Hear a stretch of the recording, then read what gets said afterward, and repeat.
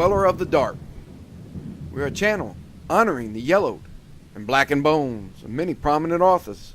We'll be digging up several obscure, strange, and forgotten authors who influenced many of the great horror, science fiction, and fantasy writers today. Comment below if you like. If you have authors that you'd like to see recognized, list them in the comments or contact our author page. Subscribe for more tales of the horrifying, obscure, strange, and forgotten. We'll have quite a collection, climbing out of the tombs. If you like any of our tales, hit the like button below. For your support to Dweller of the Dark, we decided to go digging for a few pieces of 8. Or was that a decayed mummy? We'll be giving away prizes for subscribers. One is a signed first edition of Wolves, Wings, and Other Things, or another novel of your choice for our 500th and 1,000th subscriber. Many more random gifts will be awarded in future narrations to lucky listeners. Hit the bell for notifications. Check in for updates on our channel and website. Again, the 500th and 1,000th subscriber get a signed copy of one of the author's novels or anthologies. You can find us on Facebook at Jeffrey LeBlanc Horror Writer, official website, jeffreyleblanc.com, on Amazon and Twitter. Howard Phillips Lovecraft was a horror and weird fiction master who achieved posthumous fame through his influential works of horror fiction and poetry. Strangely, he was virtually unknown during his lifetime and died in poverty. Many of Lovecraft's greatest works were first published only in pulp magazines. Among his most celebrated tales are The Rats in the Walls, The Color Out of Space, The Call of Cthulhu, At the Mountains of Madness, The Shadow over Innsmouth, and The Shadow Out of Time, all canonical to the Cthulhu Mythos. Tragically, Lovecraft was never able to support himself from earnings as an author and editor. He saw commercial success increasingly elude him in his later life. Lovecraft, impoverished, died of cancer at the age of 46. Nemesis is a poem by H.P. Lovecraft, written in November 1917 and published in The Vagrant, number 7 in 1918. The powerful poem focuses on the origin and events surrounding a well-known villain to humanity. We'll let you figure out who Lovecraft has described. Leave a comment to us who you think the villain is. We may make a deal for a prize. Who is humanity's horned nemesis from the deepest abyss? Can he be stopped from causing a world-ending apocalypse? Nemesis by H.P. Lovecraft. Through the ghoul-guarded gateways of slumber, past the wane-mooned abysses of night, I have lived o'er my lives without number.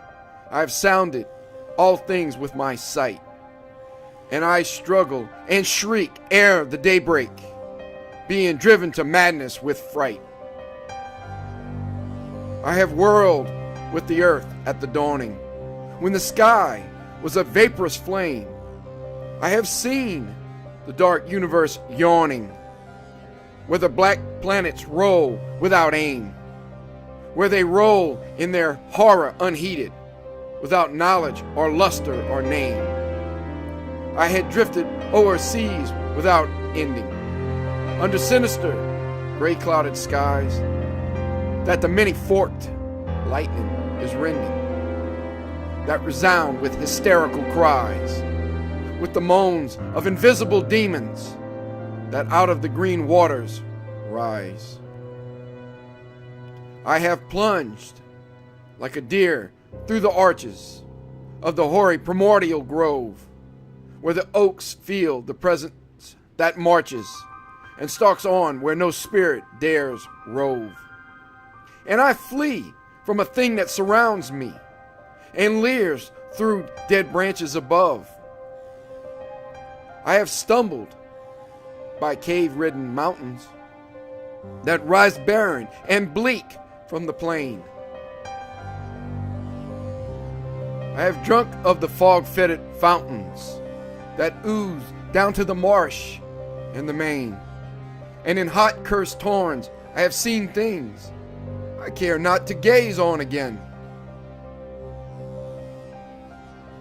I have scanned the vast, icy-clad palace. I have trod its untenanted hall, where the moon, writhing up from the valleys, shows the tapestried things on the wall. Strange figures discordantly woven, which I cannot endure to recall. I have peered from the casement in wonder at the moldering meadows around, at the many-roofed village laid under the curse of a grave girdled ground, and from rows of white urn-carven marble I listen intently for sound. I have haunted the tombs of the ages.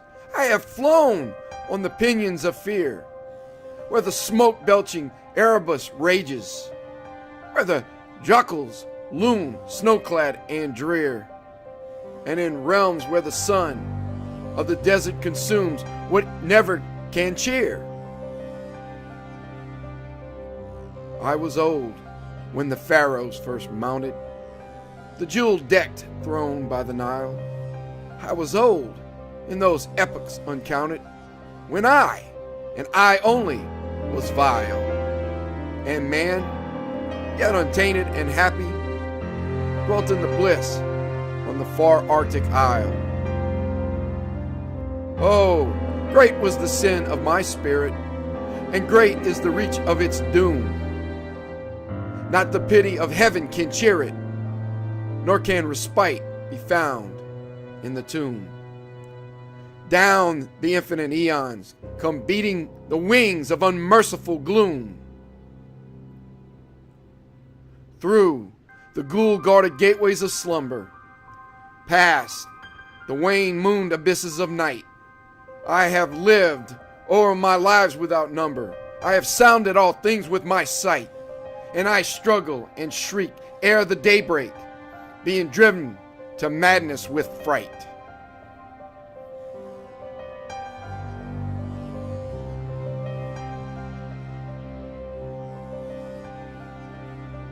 Thank you for listening. Have a good night.